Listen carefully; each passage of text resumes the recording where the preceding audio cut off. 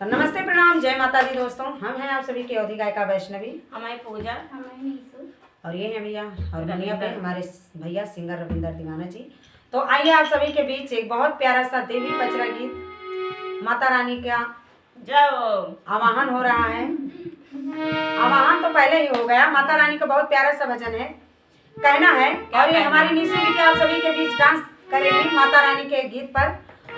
और भैया देखा मेहरारू अपने मर्दे से कौन पेड़ लगावे खातिर रिक्वेस्ट करती है, जल्दी कहना है। क्या कहना है? अरे लगावला पिया हो कि महुआरे ला